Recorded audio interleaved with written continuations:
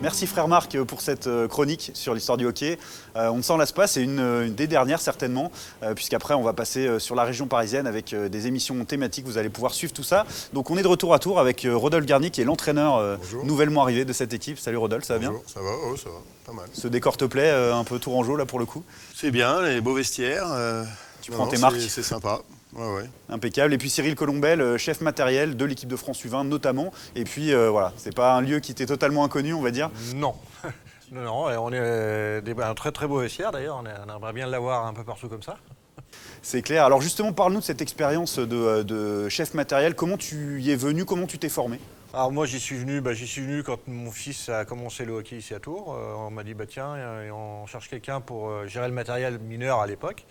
Et puis voilà, donc j'ai commencé. Et puis au niveau de l'équipe première, c'était Marc Leroux à l'époque. On m'a demandé. Et puis voilà, j'ai atterri là-dessus. On m'a mis devant une machine. On m'a dit ça c'est une affûteuse. Essaye de te débrouiller pour que dans un mois tu puisses être capable d'affûter. Et puis voilà. Il n'y avait pas de formation, on peut le dire clairement, fédérale ou quoi? J'ai vraiment appris en affûtant des patins. Après j'ai essayé mes enfants. Je faisais patiner mes enfants. Je voyais qu'ils tenaient. Je pense que l'affûtage va être bon, puis voilà. Et puis c'est venu comme ça. Alors chef matériel dans les clubs, c'est un peu l'homme à tout faire, on peut dire? Oui, c'est l'homme à tout faire. C'est celui qui doit enlever la pensée aux joueurs, qui pense qu'au jeu et qui ne pense pas au matériel. Être là pour le moindre petit souci, anticiper le petit souci que le joueur pourrait avoir et dont ça pourrait le perturber dans son jeu. Alors dans les relations humaines justement, ça doit te tenir à cœur d'avoir le petit mot sympathique, voilà, des fois la petite tape dans le dos, le petit remerciement de la part de certains joueurs. C'est sûrement pas le cas de tout le monde, mais c'est important aussi. Non, on ne fait pas pour ça, mais c'est quand même généralisé. Les joueurs sont reconnaissants. Il y en a toujours quelques exceptions, mais c'est rare quand même. C'est rare. On est toujours. D'ailleurs, c'est pour ça qu'on fait aussi ce métier-là, c'est qu'on a toujours ce retour-là, que c'est apprécié, qu'on est reconnu. Voilà. Après, il faut savoir être diplomate aussi. Il faut savoir dire des choses au coach, dire des choses aux joueurs, certaines choses ne pas les répéter au coach. Et c'est nous qui faisons un peu le tampon pour que justement l'ambiance soit bonne dans le vestiaire. C'est vrai que c'est un rôle très important. À ce niveau-là, presque un peu la petite souris dans le vestiaire. Parce que... on est la petite souris, on est les petites oreilles du coach, mais il faut être aussi les petites oreilles des joueurs. Il faut savoir doser ce qui peut être dit, ce qui peut pas être dit, pour que l'ambiance soit bonne. Alors quand tu as été appelé, sélectionné par l'équipe de France pour aller sur le plan international, accompagner les U20 en plus, ça doit être une expérience super. J'ai d'abord été appelé pour accompagner les U16, que j'ai fait pendant 6 ans. J'ai accompagné les U16 pendant 6 ans. Et ensuite, quand il y a eu une place en U20, on m'a demandé si je voulais passer en U20. Et donc je suis passé en U20, donc j'attaque ma 7e année en U20. Alors c'est sûrement un bonheur de voir ces jeunes internationaux avec toute leur vigueur. Oui, surtout maintenant, là, depuis 3-4 ans, c'est quand même, j'ai pratiquement que des joueurs qu'on voit en Ligue Magnus. C'est vraiment des 4e, voire des fois des 3e lignes de Magnus. Donc c'est quand même déjà des bons joueurs. Et puis c'est surtout les joueurs qui viennent de l'étranger, qui viennent de Suisse, comme le fils à Rodolphe que j'ai eu pendant 3 ans en U20. C'est quand même, c'est un beau niveau. C'est un beau niveau. Je pense qu'il y a des équipes de D1 qui auraient du mal contre les U20, nos U20. Il y a presque un petit côté paternel aussi avec ces jeunes. Tu as des fils, ça doit te rappeler un peu cette ambiance-là. Oui, surtout maintenant, oui, parce que maintenant mes fils ont plus de 20 ans, donc maintenant, oui, c'est un peu un rapport paternel avec ceux-là. Alors, c'est vrai que c'est une catégorie où je me plais bien. U20, justement, c'est la marche juste avant. C'est la marche avant senior, mais c'est une bonne catégorie. J'avais bien aimé mon passage en 16 ans, parce qu'en 16 ans, c'était vraiment une catégorie où les enfants évoluaient, mais en un an de temps, on les prenait en août et en février, mais ils avaient complètement, ils s'étaient métamorphosés, ils étaient devenus certains des hommes, ils avaient de la barbe. Et c'était mais en U20, U20, maintenant, il y a la compétition, c'est plus intéressant que les 16 ans quand même. Alors du coup, de par tes fonctions, tu as connu à Tours, avec les sélections nationales, des entraîneurs, des sélectionneurs différents. Il y en a qui ont été particuliers pour toi dans le rapport qui t'intégrait bien à leur fonctionnement général? En général, surtout dans le groupe France, on marche pas du tout comme en club. En club, le chef matériel, il fait un peu tout. Alors qu'en groupe France, le chef matériel, il s'occupe du matériel. C'est même pas lui qui remplit les pipettes, c'est le service médical. Chacun a son rôle, c'est différent, mais on est très très groupés parce après chaque entraînement, par exemple, on a une réunion, tout le staff dit ce qu'il a ressenti, son opinion. Il y a beaucoup de cohésion. Ouais, c'est important de conserver ça. Club, je dirais qu'en club, tu travailles tout seul et tu es un peu plus dans l'ombre qu'en équipe nationale. Ouais, c'est presque paradoxal, puisque tu passes plus de temps en club. Tu passes plus de temps, tu travailles beaucoup plus en club qu'en équipe nationale. Tu trouves que justement c'est un des axes d'amélioration des clubs de manière générale à l'avenir, de vraiment travailler plus d'écouter vraiment les spécialistes autour non, du pas poste de forcément, coach? parce qu'il n'y a pas forcément en club, il n'y a pas forcément besoin d'écouter. Mais en club, par exemple, les pipettes, ça va être le chef matériel qui va les gérer. Alors que, en équipe nationale, on est plus nombreux. Hein. Le staff technique est plus conséquent qu'en club.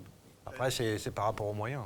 Tu as des échanges avec d'autres chefs matériels un peu en France pour continuer toujours d'apprendre, de progresser, d'avoir des petits trucs en plus? On s'échange souvent quand on se rencontre dans les patinoires. On essaye là même avec la Fédé, on voudrait faire justement un peu des stages chef matériel pour échanger, pour essayer de travailler tous un peu dans la même direction. Alors Rodolphe, s'entourer, c'est essentiel, forcément, dans un club de D1 qui a des ambitions. Donc évidemment, on ne peut pas tout déléguer. Mais c'est important d'avoir un staff uni, solide et compétent. Ouais, c'est déjà la base pour avoir une équipe compétitive et soudée aussi. Hein. S'il y a un staff soudé, normalement, ça doit aussi entraîner l'équipe à être un peu plus sereine et soudée. Maintenant, j'ai jamais eu, moi... Je rebondis un peu sur ce qui a été dit. J'ai jamais eu aucun chef matos qui est venu me voir en me disant des trucs sur les joueurs, etc. Je suis assez surpris. Je trouve qu'effectivement, c'est le confident des joueurs, mais surtout qu'il garde ça pour lui. Et moi, j'ai pas besoin de ces retours-là. Je pense que les joueurs, j'essaye d'avoir une communication assez claire avec les joueurs. Et s'ils ont des besoins, des envies, des problématiques, je préfère qu'ils m'en parlent directement. J'irai jamais ni au chef maths, ni au préparateur physique. Il n'y a personne. Je pense que c'est important d'avoir les gens en direct et que les joueurs aient le courage de venir parler au coach de vive voix. Et comme ça, il n'y a pas d'interférence dans la com. Alors ton retour sur le banc en tant que numéro 1, ça faisait quelques années, ça doit te faire plaisir de retrouver cette adrénaline des soirs de match, même si à Caen, tu étais... Alors, ce qui me fait surtout plaisir, c'est de voir les joueurs qui prennent du plaisir. Et c'était déjà le cas avant. Je crois que c'est quand même un métier un petit peu particulier où on est quand même déjà sur la sellette le jour où on signe.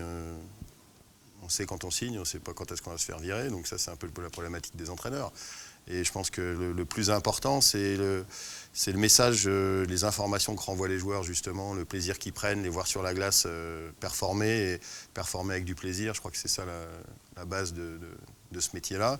Alors on n'est pas toujours là pour accéder à leurs requêtes, mais en tous les cas, on est là pour les aider à performer. Je crois que c'est un mot qu'avait dit Karl Mallette quand il a arrêté, de dire qu'on ne nous enlèvera pas ce qu'on a fait. On n'était pas souvent d'accord sur des choses, mais on a eu les résultats qu'on a eus ensemble, et c'est vrai que c'est le vrai bonheur, il est là. Alors de cette époque, est-ce que c'est la Coupe d'Europe de l'extérieur? On se dit c'est forcément le niveau européen qui enthousiasme le plus. C'est ce qui restera comme ton meilleur souvenir sportif ou pas du tout, pas spécialement? Il y a plein de choses. Il y a plein de choses qui reviennent. Il y a un troisième match avec la première saison avec Christian Pouget. On est mené 2-0 par Angers. Troisième match en finale qu'on va aller chercher en ayant modifié notre façon de jouer entre le deuxième et le troisième match, et qui a enclenché derrière la suite d'une série en 5 matchs. Il y a plein de choses. Un match fou. Je crois qu'on a fini 9-8 en ayant sorti Fable Henry en demi-finale ou en quart de finale à Amiens, et avec Seb Ilonen dans la cage. Voilà, je crois qu'il y a plein de la Coupe d'Europe forcément.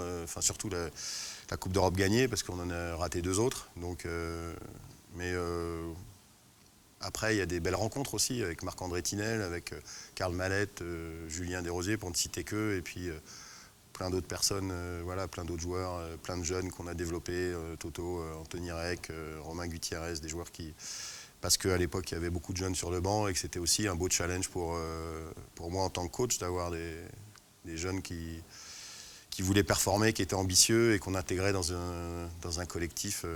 C'est un petit peu, je dirais, le bémol que je mets aujourd'hui sur l'effectif que je vois à Rouen, où il n'y a pas un junior sur les 4 premiers trios. C'est, à mon sens, peut-être maintenant, la compétition est peut-être un peu plus exacerbée avec Grenoble. Et donc, mais bon. Il y a plein de bonnes choses qui reviennent. J'ai plutôt l'habitude de garder que les bonnes choses qui se sont passées. Donc voilà, c'est une belle époque. Ouais. Alors à Rouen, il y a le duo Chex-Fournier qui est évidemment très omniprésent, enfin qui est très important dans le club. En tant que coach, on arrive à trouver sa place dans... Voilà, et est-ce que ça te gêne un trio Mouirat, si on peut dire? Ça a fonctionné tant que ça a été un trio. Le jour où ça a commencé à plus être un trio, c'est là que ça a dérapé.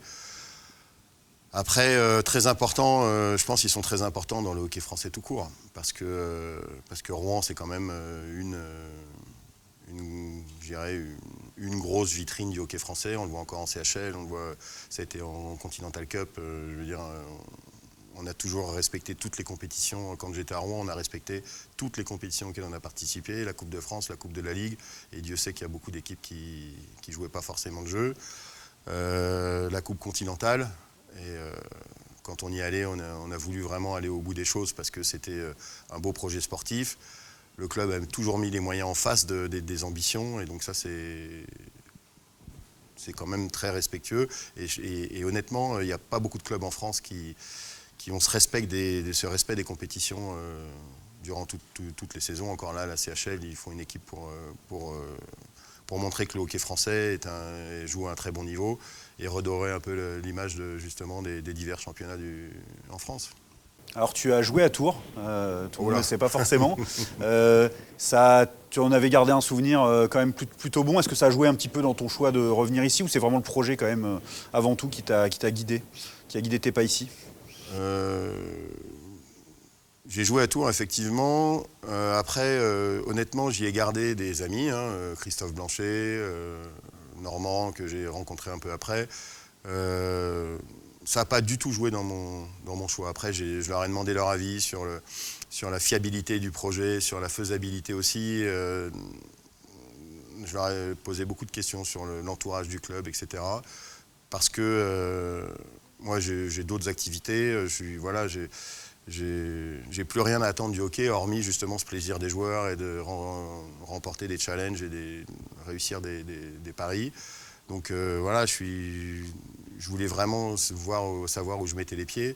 C'est vrai que le projet est très ambitieux, très, très intéressant, et surtout d'être capable de le faire avec des jeunes et des moins jeunes et des joueurs du club et d'autres joueurs qu'on allait chercher qui sont vraiment en demande et qui m'ont quasiment signé un chèque en blanc en venant là parce qu'ils avaient confiance et surtout de ne pas trahir leur confiance. Ça, c'est vraiment ce qu'on gagne d'une carrière comme la tienne, etc. C'est ça la mission qui t'a été confiée en premier lieu, c'est de construire l'équipe autour d'une colonne vertébrale de joueurs français et de joueurs à faire progresser pour accompagner la montée en puissance du club.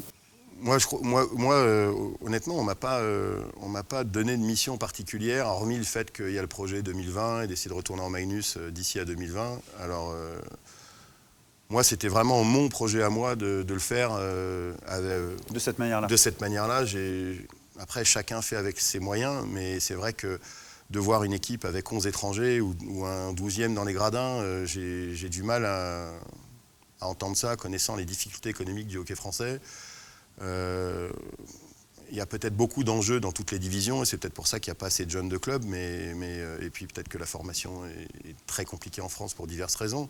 Mais l'idée, c'était vraiment de le faire avec ma philosophie, avec beaucoup de jeunes que je connaissais, des équipes de France, ou en tout cas de l'entourage des équipes de France, des joueurs que je regardais depuis un petit moment, avant d'être mis un peu sur le côté du hockey français. Et puis voilà, c'est un beau projet. Là, pour le moment, c'est très très tôt en saison, parce qu'on a encore beaucoup de matchs devant nous. Et puis vraiment, ce qui est plaisant à voir, c'est l'état d'esprit. Il faut garder ça le plus longtemps possible et puis espérer que les résultats arrivent rapidement pour justement permettre à ces jeunes de continuer à se développer. Alors la D1, tu y avais justement regoûté un peu en conseillant Luc Chauvel l'an dernier avec Caen. Ton impression sur le niveau de la D1, ça reste un bon championnat intéressant pour se structurer? Alors je l'ai goûté avec Luc de façon très courte parce qu'en fin de compte j'ai eu un petit problème physique au mois de décembre et du coup j'ai dû arrêter dès fin janvier. Donc ça a été vraiment très très court, j'ai fait novembre, décembre, janvier, donc j'ai pas pu après apporter le soutien que je souhaitais et j'en suis malheureux pour le club parce qu'on a raté les playoffs de pas grand chose. Mais maintenant voilà, c'est un championnat qui est disputé parce qu'il est très homogène.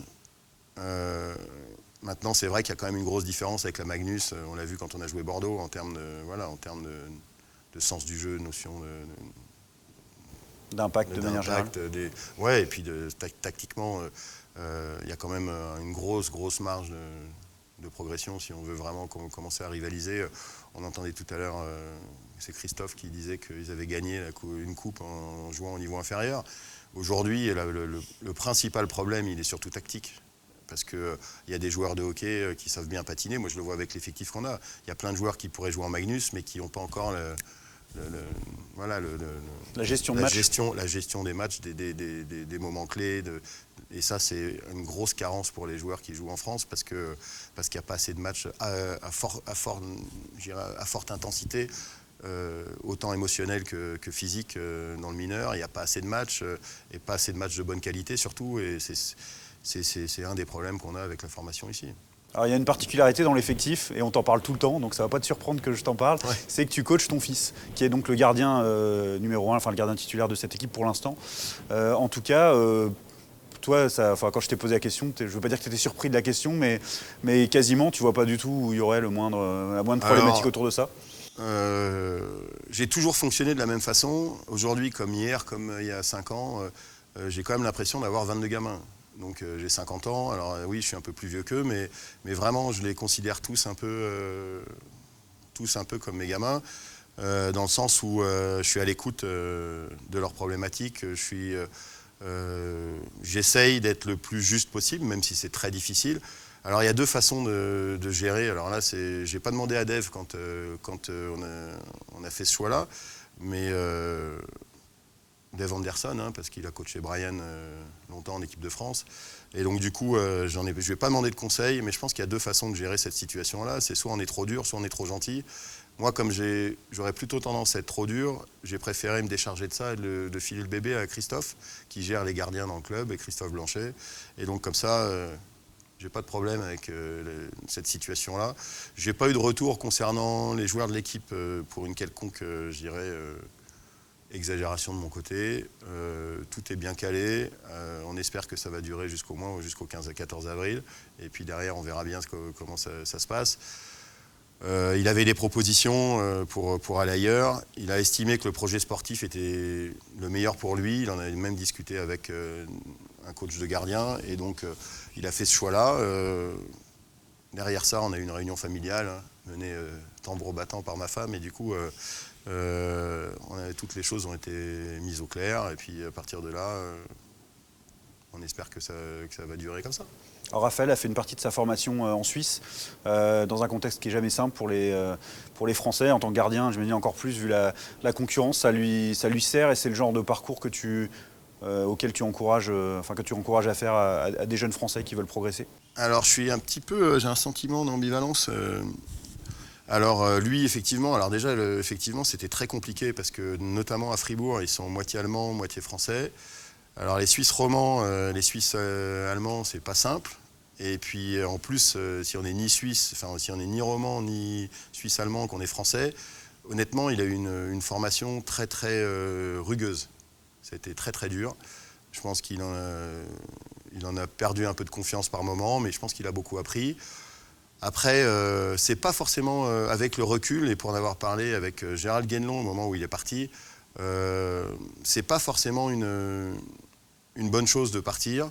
Il faut vraiment le faire, être bien préparé. Lui, en tous les cas, ça lui a servi au début parce que bah, voilà, il faisait partie des plans du club. Et puis au bout d'un moment, on se retrouve en concurrence avec un Ludo Weber qui joue maintenant, qui est backup à Fribourg. Et la priorité n'est pas donnée à celui qui travaille le plus ou qui a les meilleurs résultats. Il est donné aux Suisses, aux Fribourgeois, et donc il faut accepter ça. Donc forcément, il y a beaucoup de déchets en Suisse, ils utilisent beaucoup, ça leur permet un peu de récupérer des joueurs, de combler des carences qu'ils pourraient avoir, et puis derrière, quand les carences sont bouchées, de libérer les joueurs ou de les laisser un peu se débrouiller par eux-mêmes. Ça lui a quand même permis de poursuivre ses études dans un très bon encadrement. Il y a eu vraiment un gros travail de fait au sein du club pour qu'il aille jusqu'à sa maturité. Et puis derrière, voilà quoi. Je pense qu'il aurait pu rester une année de moins, ça aurait été plus profitable pour lui. Il a souhaité rester jusqu'au bout pour essayer de finir ses études, essayer de décrocher un contrat en Ligue B ou en Senior League, il en avait, mais en Ligue B surtout, comme backup ou comme premier gardien. Et puis, il y a très très peu de postes vacants en Suisse, c'est très compliqué. Même Gérald Métro, qui est un très bon agent, qui s'occupe de lui, a du mal à placer tous ses gardiens. Donc il y a vraiment une grosse compétition entre gardiens, que ce soit en junior, mais même en senior. Et on voit des excellents gardiens descendre de calibre parce que justement, il n'y a pas de place pour eux au-dessus, quoi. Et aujourd'hui, ils prennent quelques gardiens étrangers, donc ça bouche encore plus les portes. Hein, donc voilà. Alors de ton expérience à Rouen et puis aussi ailleurs, ici à Tours, dans un contexte bien différent, on va être d'accord là-dessus, de Rouen, néanmoins, si voilà les quelques mots que tu as pu dire au président ici en lui disant voilà, si tu veux te structurer pour aller vers la Magnus et surtout que ce soit pérenne, il faut travailler sur ces points-là, ce seraient lesquels ? Alors déjà, je crois que la première chose, c'est le premier travail qu'a fait le président, c'est d'assainir la situation financière qui était scabreuse quand il est arrivé. Et ça a été vraiment le premier chantier. Hein, à un moment donné, il faut être capable d'avoir un petit matelas pour parer aux problématiques qu'on peut rencontrer dans une saison. Il peut y en avoir de plusieurs types. Hein, que ce soit du matériel, hein, dépasser les budgets matériels pour X raisons, avoir plus de matchs que prévu, il y a plein de choses, des déplacements, des problématiques comme c'est arrivé ici avec des gradins en moins. Voilà, il faut être serein financièrement avant tout. Et après, effectivement, il y a quand même beaucoup de choses à structurer. Et la première chose à structurer, c'est justement, dans le club en tous les cas, d'avoir une meilleure alchimie entre les coachs, entre les équipes et arriver à avoir une communication interne qui soit transparente et qui aille de tout en bas jusqu'à tout en haut, quoi. C'est la première chose à faire. Et puis après, le chantier est énorme. On va pas se mentir. Alors on parle même pas des CSP, on parle même pas de structure. Alors que l'enveloppe existe, mais entre le fait que l'enveloppe existe et puis la rendre concrète financièrement, c'est vrai ça. Que c'est mais après, aller en Magnus, c'est bien, pour faire quoi? C'est ça la vraie question. Et si c'est pour jouer avec 11 étrangers et puis lutter pour le maintien chaque année, c'est pas intéressant parce que bah, ça permet pas au club de s'épanouir, parce que la réussite de Rouen aujourd'hui, elle est quand même essentiellement due au fait qu'il joue sans pression. C'est juste ça. Parce que Grenoble, l'année dernière, aurait pu être champion, mais il y a toujours cette obligation de gagner. Quand Angers était un peu plus haut dans les classements, c'était la même chose. Je veux dire, la réalité, c'est que Rouen joue sereinement et que personne ne bouscule leur suprématie.